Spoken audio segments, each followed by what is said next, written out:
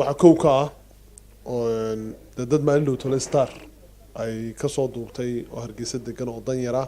oo cabanayay oo runtii ka cabanayay dad magaca iyo maamuuska madaxweynaha ummad ugu awood sheeganaya dan yara dadkaasi runtii waxay u baahnaayeen markanu si dhaba u daraasayna xaaladooda biyo wadooyin light caafimaad waxbarasho adeega asaasiga ee ummad dawladaha dunida u qabtaan ay runtii u baahnaayeen markanu aynu daraasayno laakiin waxay sheegayeen caylada madaxweynaha qaar ka tirsan oo magaciisa ku abtirsanaya inay awoodda dawladeed ugu tamar sheeganayaan oo dhulkooda ay ku haystaan muddo 10 cisho baad ka soo wareegtay inta waxaan daraasaynayay bal in guddi loo saaro in arinta la daraaseeyo in la ogaado in dadka cabashadooda xukuumadda talada haysa waxay ka tiraado waxba lagama oran markaa waxaa muuqata madaxweynihii ku ololeynayay ballanteena waa sareynta sharciga berri maanta ka fiican dee wixii shalay aad lahayd eed ku ololeynaysay maanta hadday saa noqotay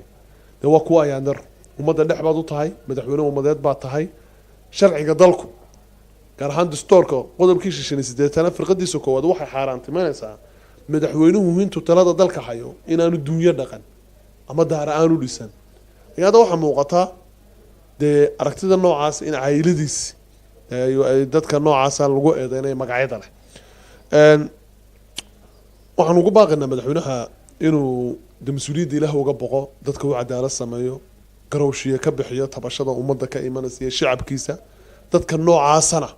ee magaciisa ku qaraabanayana talaba sharciga waa fasay inuu ka qaado qofna sharciga ka basarayta soo wata